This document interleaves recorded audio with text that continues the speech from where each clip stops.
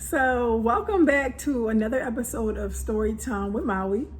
I actually love doing this just as much as I love doing a podcast. So, when I asked you guys what kind of story time should I do, a lot of y'all said that I should do a story time on what it was like for me to become a mom and I could probably help people. And I'm like, that's depressing. Why would y'all want me to talk about when I had my son and stuff like that? Not that it was a super depressing experience, but where I was at in my life was very depressing. So I know that if some of y'all don't know me, let's just back it up a little bit.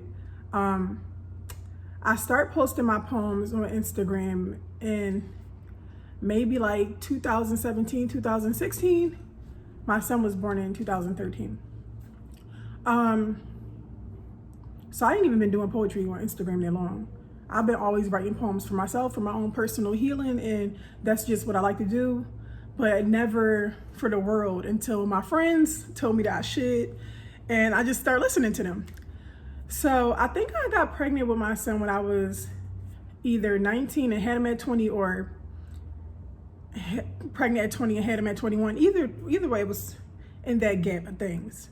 So me and his dad was together for, I think, a total of like 6.5, 7 years. And like us dating started in high school. I remember that I never could keep a job, y'all. I always was quitting jobs or getting fired, but I will always end up doing hair. So out my grandma's house. So I will always like end up doing hair or just finding something to do. Like the job thing was just never for me, but I ended up working in daycares later on. So I liked working in daycares, and I'll talk about that a little bit later. So when I got pregnant with my son, y'all, I didn't have no job. And I know a lot of people say like we try to, we want better because we pregnant. Sometimes our children be the motivation that we be needing. And I just figured like, I'm gonna figure it out. His dad is gonna help me and stuff like that. Of course, women are more emotional thinkers. We're not really thinking logically. We thinking with our hearts. We getting attached to our baby, like, and that's it. I'm having my baby. I'm playing freaking Lauryn Hill, Zion. Can't nobody tell me nothing, okay? They don't know what the fuck I got planned. So I ended up getting a job when I was pregnant at Walmart, making $7.85. I knew I was pregnant when I got the job, but I was afraid that they wouldn't hire me, so I didn't tell them until later on. And I wasn't showing quickly either, and I didn't have no symptoms. So my idea with the working at Walmart was I could get a Walmart discount and I would be able to buy things that the baby needed before the baby got here, which did work. And that's what I would do. At this time, I'm also living with my grandma. I'm also going to community college online. I'm doing online classes. Eventually, when I had the freaking go into like maternity leave, my son's dad ended up getting us our own place together. And this is another thing I feel like, because I feel like I suffer from postpartum, and I don't want to use the word loosely because I'm not really sure if that's what I had or if I just had a lack of support, and I was just very overwhelmed with doing everything by myself.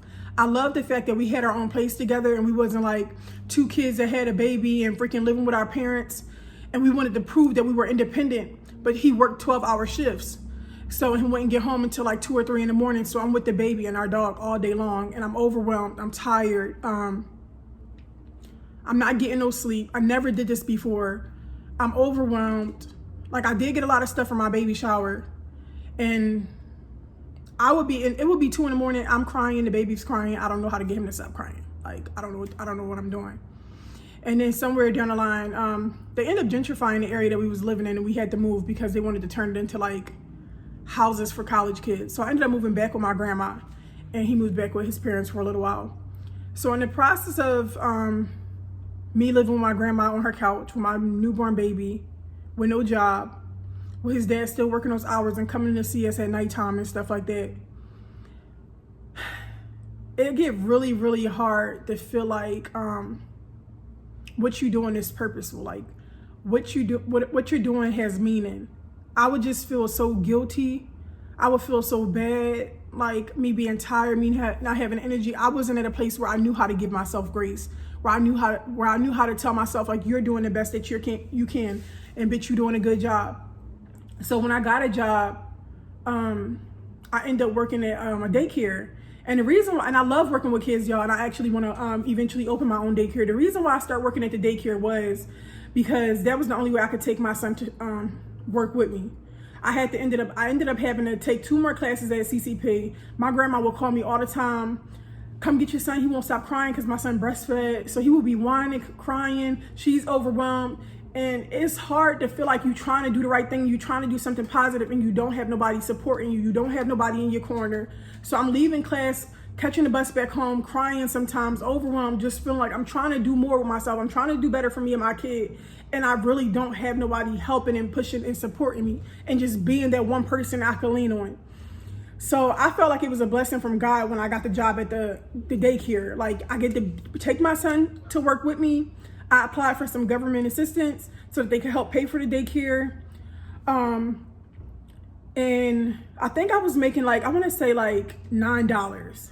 So in the process, I'm feeling good though, y'all. I'm feeling good with my $9 an hour. I'm overworked, underpaid. If anybody, children, or anybody watching ever knew me when I was working at a daycare or worked with me, then they know my classroom, the themes in my classroom would be lit, okay? I don't play about my kids in my daycare classroom. When they go up, like, have like move up day to another class when they get older, I'm crying. I'm telling them, you let me know if another teacher is being mean to you, okay? You let me know if they're not being nice. You come back to Miss Amira's class and you let me know, and you tell your mom.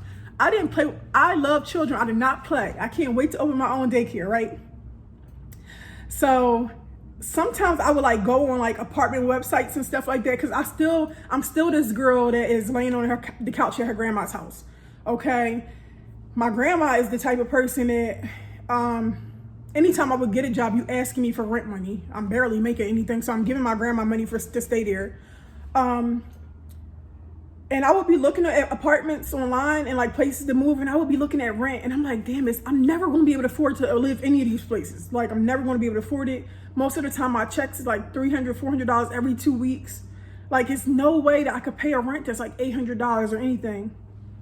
So I ended up working at daycares, moving up to different daycares, like $9, $9.50. I think the most I was ever paid was like $10.80. And then one day, I had got a call from the post office. So by this time, my son is like 3. So from the time he was born up until 3, is me this daycares, me sleeping on couches, me going back and forth to my mom's house, between my grandma's house. Sometimes my grandma would get mad at she felt like me staying there wasn't beneficial to her and kick me out, and I would have to end up staying at the couch in my mom's house. So I would be house hopping. Sometimes you feel guilty, like, dang, I put my kid in these type of situations, and they didn't ask to be here. And all I want is the best for you, but I don't know how to do that for you. I don't know how to give that to you right now. And even though I'm trying everything, I'm doing my best, it seems like nothing is really clicking the way I needed to click. And when I got offered a job at the post office, I felt like finally things is like finally falling into place for me. And one thing, y'all, despite anything I was going through, I never was the type of person that was looking at people and saying, why me? Why not me? Why is everything good happening to other people? Why is these things so easy for others? I always would, like, if any of my friends was doing good and they was moving out and stuff, getting their first cars, I was excited because I knew my turn was coming. Like, I didn't know when. I didn't know when freaking God's plan for me was going to come into fruition, but I knew eventually it was, and it would make me excited when anybody around me was doing good things, because I know that God never forgot about me. Even in the moments when I feel like things aren't going my way, or things not working out for me, I know that freaking I'm not forgotten about, no matter what I'm going through right now. And I feel like when I got the job at the post office, girl, I was super excited. It was just one tiny freaking problem. The only problem is I lived in Philadelphia and my job was in Conshohocken, and I didn't have a car, and I had to be there at 4:30 in the morning. I took the job. I knew I couldn't make it there. I took it anyway. My son's dad actually worked not too far from my job and had to drive past my job for him to get to work at 5:30 in the morning. So he would drop me off. That was a blessing. But eventually, we're not, and I don't even think we together at this point. He's just trying to look out for me because I got a job and he's excited. I ended up, mind you, and another thing is nobody in my immediate family has a car. Like my mom, dad, nobody has a car. Nobody could teach me how to drive. So I really wanted this job. I would Uber every morning to work and catch the trains back home. And I would have to pay my sister $25 a day to watch my son while I was at work. Mind you, my son is still he's not getting breastfed no more. He's not getting breastfed no more. At this point, he's eating. But he is a handful because he was breastfed. He's super clingy and needs to be loved on all day long. So I'm catching Ubers. At this point, my Uber driver would be in front of my door every morning at the same time because the drive was a nice distance. The drive was maybe like 40 minutes in a car with no highways. So it's like 40 minutes away from my house. And it's at a place, to people that don't live in the city, it's at a place where it's not really that many buses and stuff. There's no buses getting dropped off there. So he would start his Uber morning off great with a good freaking $40 ride. Another thing is I'm paying almost $35, $40 a day for Uber. So I'm basically really working for free. Mind you, God ain't forget about me. I don't know when everything is going to be how I need to be, but I know that he did not forget about me. I ended up going on YouTube every single day and watching people take their driver's test, watching people parallel park, taking a practice test online, just knowing that freaking, I don't know how I'm gonna get a car, how I'm gonna afford it, but I want to be prepared when God finally aligns that for me in my life. I did the written test and I passed the written test because, mind you, I spent every day doing practice tests online. I took my driver's test and I failed it, of course, because it's some stuff that you need to learn by actually being in a car. So I scheduled it again, okay? I ended up passing the second time. Now, the second time, I maybe took like two lessons in the car with my son's dad. But he was like not a good teacher. Like he was yelling at me and stuff like that. So as I'm taking my driver's test, I'm telling the guy, like I'm telling him my situation. I'm being honest. I'm like, nobody in my family can teach me how to drive. I've been practicing on YouTube. I feel like there's certain things that you need to learn by actually having a car. I was like, I just got this job at the post office. I'm so excited. And I was driving pretty good. And one thing I remember is it was raining that day, and when I watched the YouTube videos, they said, make sure you turn the windshield wipers on high beams and seatbelt and everything before you even start driving. And I remembered that, okay? So I was pretty good. I was just thinking about turn signals and stuff like that. And I knew the parallel park thing. It took me a long time, but I got in there. But I'm also talking to him. He's talking to me.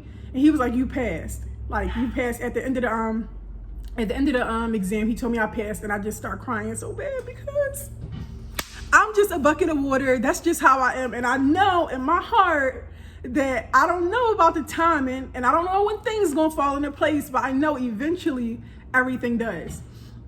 So I called my girlfriends up like, bitch, guess who got a license? Me, I do. Don't play with me, play with somebody else. I don't care, I don't got a car, okay? So I'm really, really excited. The next week, my son's dad ended up giving me one of his cars that he had. That's like it was his work car. He had a nice car and he had a raggedy little hoopty that would break down all the time. He gave me the raggedy little hoopty that would break down all the time.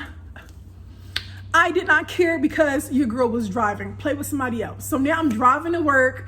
I got this great job. Ignored the fact that the government turned off my help for daycare. So that's why I'm paying my sister every day because they stopped helping me because I'm at a job that get paid way more. They don't give me no food stamps either because I'm at a job that get paid more, and they cut off my medical too.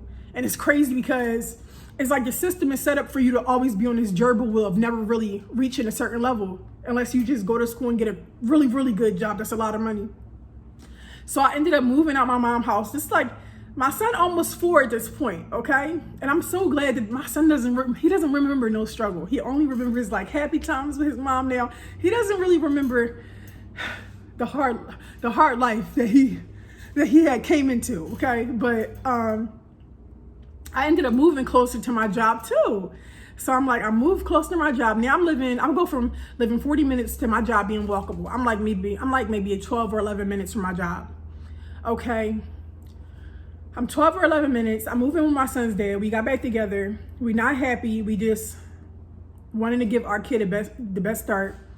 And it became a couple months in of us living together, it became hard because you're not happy and I'm not happy. And somewhere in this, I got lost. somewhere in this, I lost myself between working all the time, being a mom, trying to be somebody's girlfriend, and I didn't know who I was.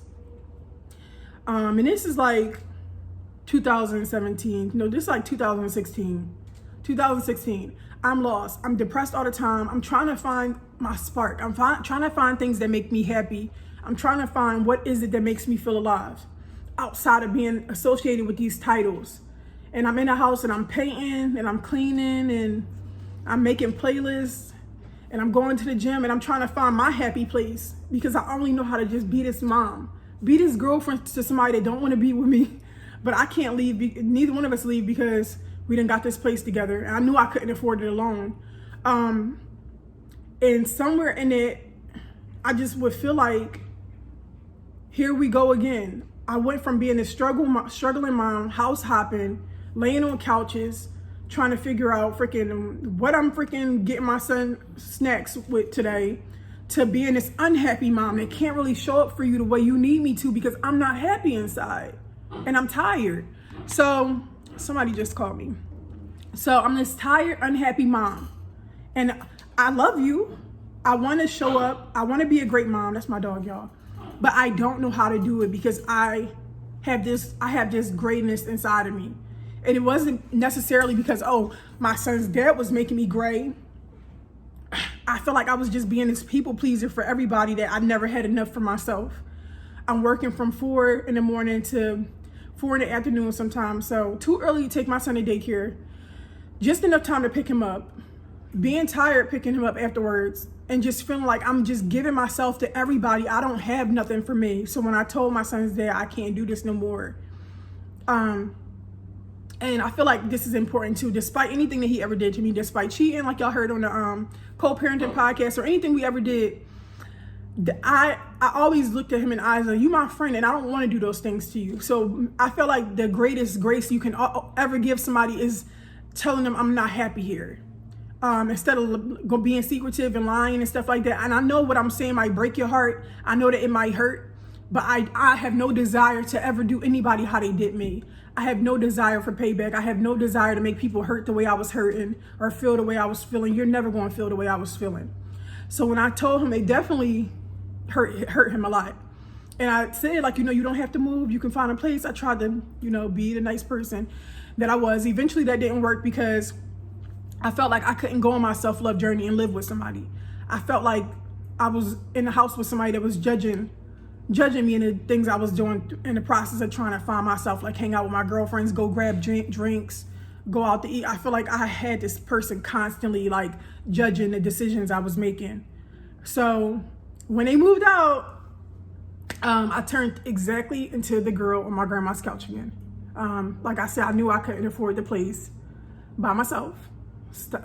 Anybody listening, please stop moving into places with people knowing that you can't afford them bills by yourself, and there you feel trapped, because I know everybody ain't just going go out on a limb and bet on themselves like I did and just hope that things work in your favor because you just love God. So I felt like I was back at being that girl on my grandma's couch. Driving to my sister's house every week on Fridays, when my whole check had to go to bills, so I could borrow $20 from her, so that I could put gas in my tank, borrow on her food stamp card so that I could put some groceries in my house, and being super grateful. Anybody that knows me knows my sister is my best friend.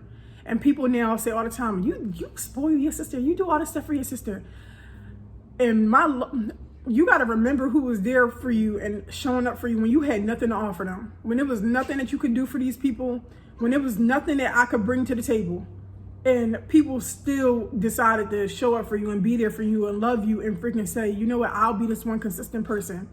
From my sister letting me borrow some money, to her being the babysitter, to her helping me whatever I needed for me to do what I had to do. I'm always so appreciative, and I just love her so much. So I think I had started selling hair and clothes and paintings online, because I could paint. That was my happy, relax. He held my dog over there humping the teddy bear. One of my happy places on my self-love journey was painting. And I ended up being really, really good at painting. So I would sell paintings for kids' rooms, and that worked out good for me. And eventually, The hair was doing good because I would drop off hair. I was selling clothes. I was counting down in the days till this goddamn lease was over in my mind, y'all. I was ready for the lease to be over. I don't have no money. I'm struggling. I'm just out here freestyling. I'm writing poems though. I'm writing poems in the car, at my job, in work, and I'm miserable again. And because at first when I left my son's dad, I was happy. I'm doing all these things I wasn't doing before. And then like a couple months into it, I was miserable again. And that is when I realized that I could create happiness wherever I am. And happiness is not a destination. And I always felt like, you know, because I moved. I was on my grandma's couch and now I got my own place. I'm driving there. I always felt like if I had this, I'm going to be happier. If this happens for me, I'm going to be happier. You know, like this is all I need for me to be happy.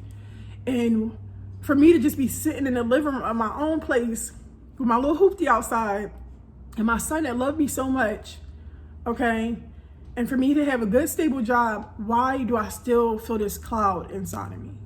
Like what dots are not connected? Like, why do I feel like this inside? This doesn't feel how I thought it was going to feel. At no point did I ever feel like, let me go back with my baby dad, or let me go back and do this. At no point did I ever feel like, or question my decisions. I never felt like, let me go back to this because this must be wrong.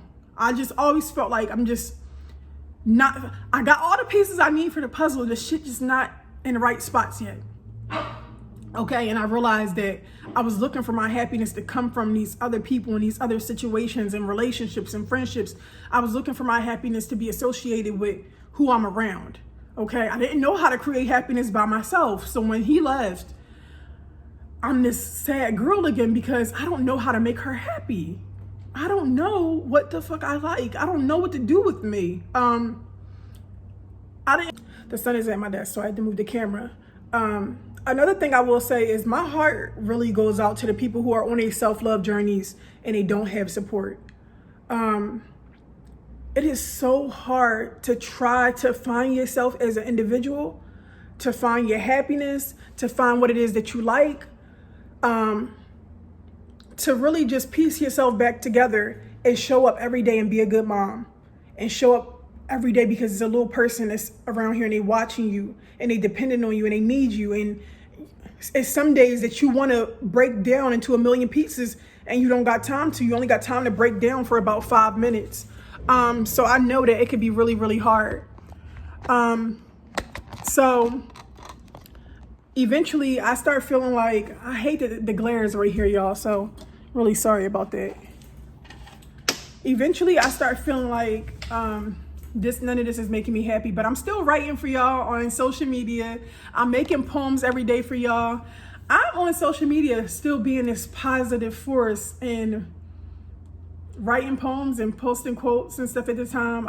I didn't have books and stuff at the time. I never performed at a show or any of those things, but I'm still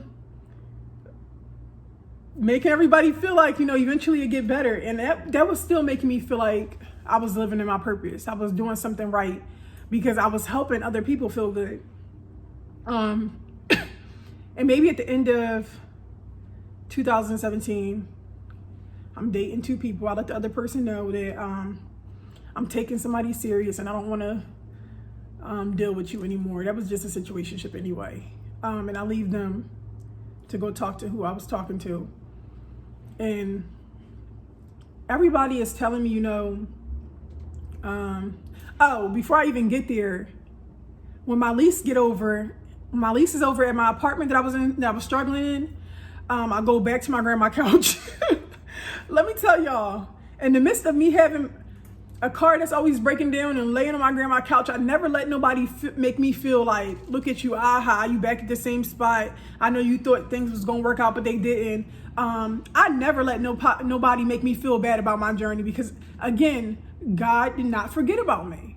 It might be a little detour. I might have prematurely jumped into something because I had got this job and stuff like that, but things is going to work out for me. Me, my hoopty, and my son. Don't you worry about me, okay? My life was written by the best of writers, okay? So I'm back on my grandma's couch, nonetheless. Yeah, so Y'all on social media, which I love so much. So many people saying you should do shows. You should write a book. I'm unhappy at my job anyway.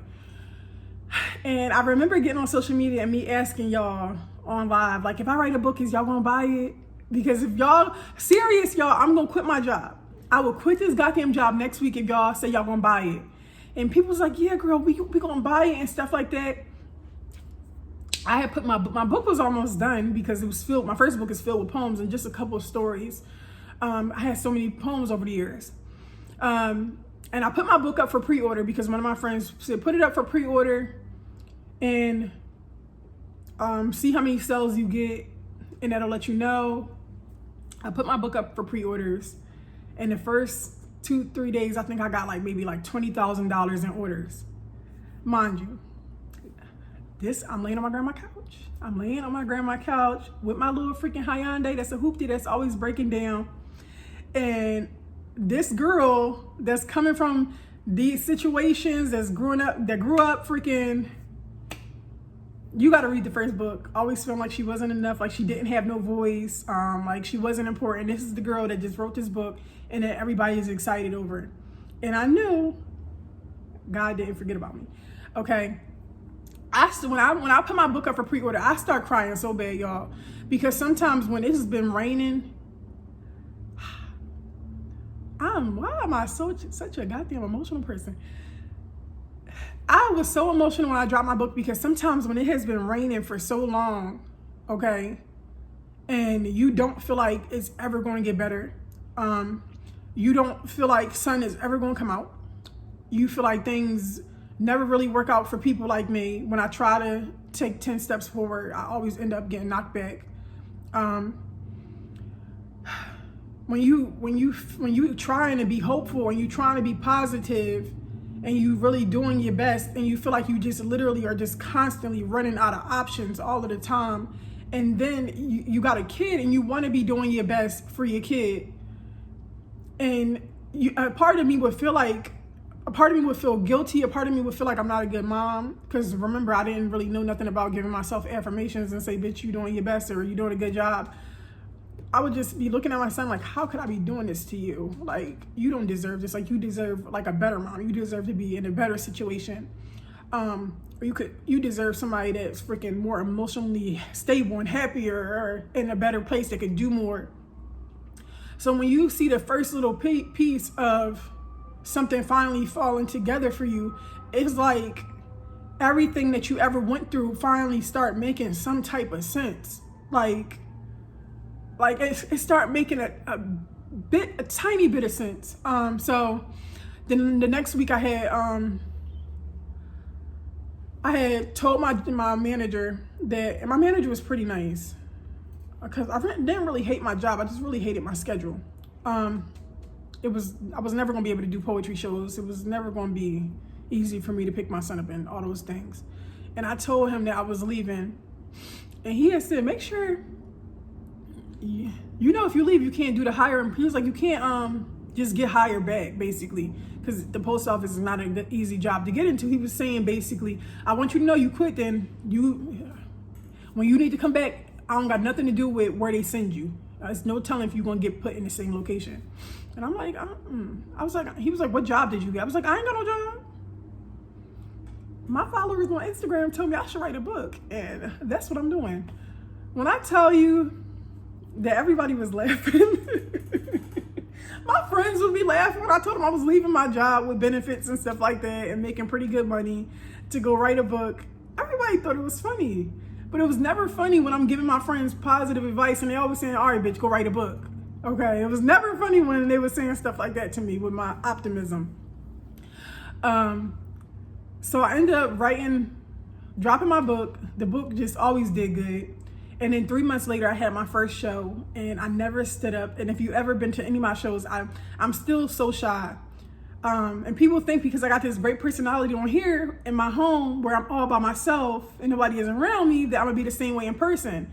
But me doing shows and me talking to people in person is me just being a vessel and just me doing what I know God want me to do. Even though it's making me uncomfortable and I'm super scary and I'm super shy and my social battery runs down very, very quickly, me staying seated is the one thing that I keep for myself. Like, you know what? If I'm going to do this, I want to be comfortable and I'm going to sit down. So anybody who is watching, who has ever seen me perform, you've never seen me stand up. You've never seen me stand up and do a poem because I'm scared right now. I'm nervous and I'm afraid to be here.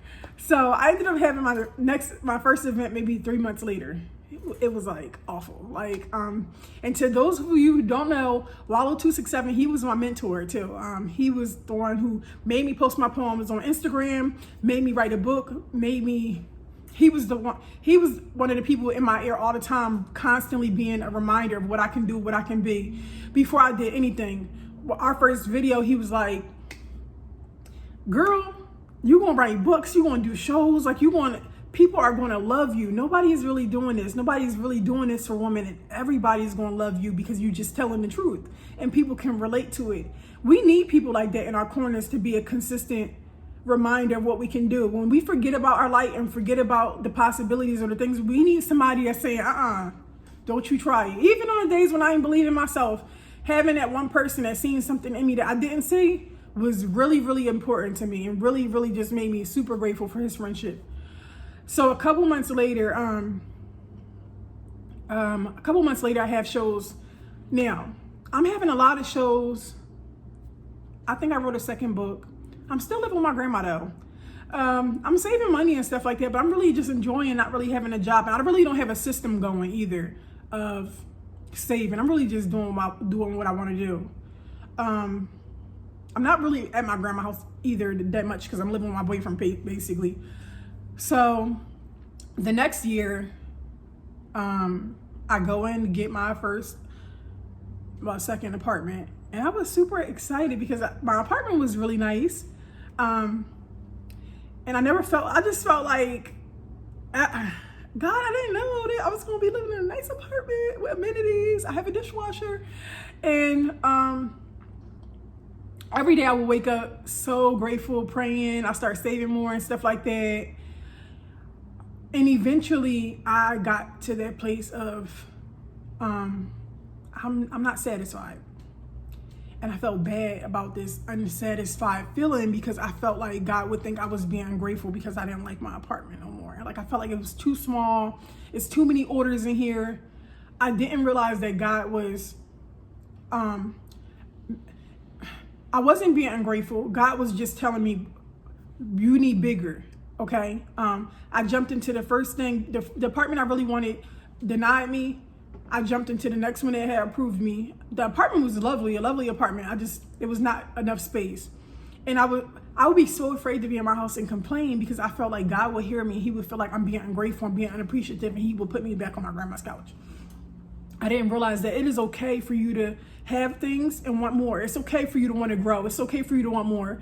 And you don't have to feel like you are undeserving of these things because you never had them. Okay, I don't have to feel like I need to appreciate every last thing and be grateful for what it is that I have because I'm used to not having shit.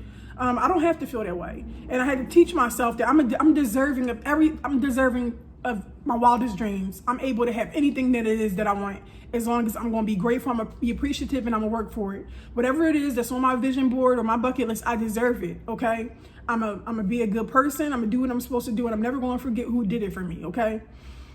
So I stay there. I go on tour. Somewhere in 2019, I put together my own poetry tour too. I do 30 cities in 28 days. And this is when I'm writing the cheat code, y'all. I'm writing the cheat code book, and I fell into a deep, deep, deep depression of writing the cheat code and feeling like, okay, they loved my first 2 books. What if they don't like this? I'm not sad in this book. This is not depressing. This is me giving like real advice. I was just so worried about me not being good enough. Me feeling like people wouldn't like it. My friends would FaceTime me and check on me every day. Hair wasn't done. I'll be laying on the floor in my house. I was just not feeling it. And the thing about me going on that poetry tour in 2019, I would fly back every Wednesday or Thursday. I would go out to the bar with my DJ and drink, and then fly back out on the weekends. I felt like, damn, I don't got enough time for my son. I was just trying to run away from feeling everything that I needed to feel. I didn't want to be in a house and feel the emotions that I had to feel. So I start running again. And I said, you know what, 30 days. In 30 days, I'm going to figure it out. To figure it out in a different city though. And I needed that tour. I needed that. I needed y'all to order the cheat code. I needed y'all to tell me how the cheat code was your favorite book. I needed to release the unrealistic expectations that I had for myself. I needed to do this to make my son proud. I needed to show him that anything that you want to do, make sure that you're doing it for you. It don't matter who like it. It doesn't matter who doesn't like it. As long as you doing what you want to do. Okay. And when I come back from tour, I don't do nothing. I end up moving to another apartment again that was nice and I liked, and I eventually left again. It was always me. Once I realized that I could have more and do more and be more, it was bigger, God, bigger. I want bigger. And I know that I know what it's going to come with, and I'm okay with it. It's the girl that's gone with her son, laying on couches and stuff like that, and catching a bus to go to work, to the girl that is freaking learn how to run a six-figure business all by herself. God, teach me, show me, give me a light, and I'm going to do what you need me to do. And I'm not ducking no responsibility or no action or anything that you need. So I feel like, and now, I always try to make sure, because when I did that poetry tour in 2019, I was always buying my son stuff, and I was trying to overcompensate for the fact that I wasn't there. Now, what everything that I've been through has taught me is to be present. Even if I'm not in a situation or the circumstances that I want to be in, I'm going to find happiness wherever I'm at. Me and my son talked about this today when I dropped him off to school. And every day I asked him, is you going to have a good day? He said, I don't know. I got to think about it when I get there. I said, people get on my goddamn nerves every day. I said, but every day mommy has a good day because I decided to have one. I was like, I never let nobody fuck up this energy or this mood. I control the room. I control the narrative of how my day is going to go. My day will forever be good. It might be a little trying, it might be a little rough, but it's going to end on a good note. And he said, you know what, Mom? I'm going to have me a good day. I said, yes, you is. Okay? You got a mom pick you up that love you. She done packed your lunch. Yes, you is going to have a good day. I dare you not to have a good day after I done took you to Wawa, okay, and bought you a pretzel this morning. So, I feel like making sure you are present in the moment. Make sure that even if you are surrounded by a place and the things that you don't want to be, being grateful that I'm here. I don't know how the dots is going to connect for me. I don't feel like it's going to stop raining. I don't know when it's going to stop raining, but I know God ain't forget about me. Even if I'm the last person on the blessing list, I know my blessing coming. And not forgetting it. Don't you forget about who was there when you didn't have nothing to offer them. Who showed up for you. Don't forget the people that reminded you of your light. When y'all tell me I need to drop a new book, or I need to drop new shirts, or I need to do this, and y'all make a YouTube or drop another podcast episodes, even though y'all act like spoiled little babies, I'm never going to forget when freaking y'all asses told me to go write that first book, and y'all was one of the first people to show up for me. So if y'all asses want more podcast episodes, and then if it's in my mental capacity and emotional capacity to give it to y'all, I will do my best, because I'm really big on showing up for the people who have consistently showed up for you and gave you their love. And another thing for anybody listening, that's anybody that's a mom or single mom, or you just trying to connect those dots. This is like a 6-year journey I just took y'all asses on, because my son just turned 8. You don't know which year is going to be that year when it finally, because my son was born in 2013. I ain't worked since 2017, 13, 14, 15, 16, 17. 4 years of house hopping and couches and college and losing jobs. And listen, don't you give up.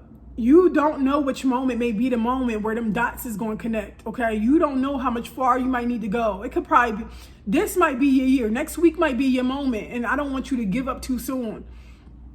And you know what? Even if you don't got the support system that I had with my sister, or if you needed more help, just do the best you can with the resources that you got. And constantly remind yourself that I'm doing my best. I'm trying. I'm making an effort, and being realistic with the goals that you set for yourself, and knowing that this for me and my kid, or this is only for me. This personal. It don't got nothing to do with nobody else.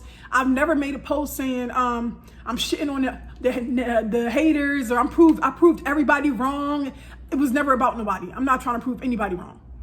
I don't care what nobody thought of me. I don't care what nobody thought about me sleeping on the couch. I don't care about what nobody thought of me not having anything. I didn't do any of this for none of those people.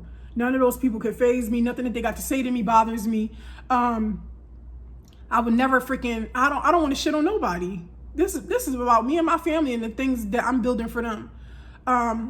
So if you are going through a trying time right now and it is raining hard as shit like it was for me, and you don't know when this rain is going to stop, let me tell you, when it finally, listen, I feel like I done paid I tell people all the time, I feel like I done paid my dues, that I don't feel like it ever really rains here no more. We don't get no rain where I live often because it was raining for so long. When it finally stopped raining for your ass, because it's going to stop raining, the sun eventually has to shines. Flowers eventually have to grow. And when it finally stops raining, I want you to be appreciative. I want you to be grateful. It's not about shitting on nobody. It's not about proving nobody wrong. I want you to be grateful, and I don't want you to never stop doing the work. I don't never want you to stop working on yourself or trying to be a better person or be a good person or being afraid to reach another level or to want more. Don't be like me, being afraid to ask for certain things or want more because you feel like, I need to just appreciate being right here. I need to just be grateful for this, and this is all I should have, you know? So this is my story time, which was kind of long today, but hopefully y'all enjoyed it. And make sure if you liked it, leave a comment, you like and subscribe, and drop some topics in the comment section below so that you can let me know what other things you want me to talk about. I enjoy talking about things outside of relationships. So hopefully some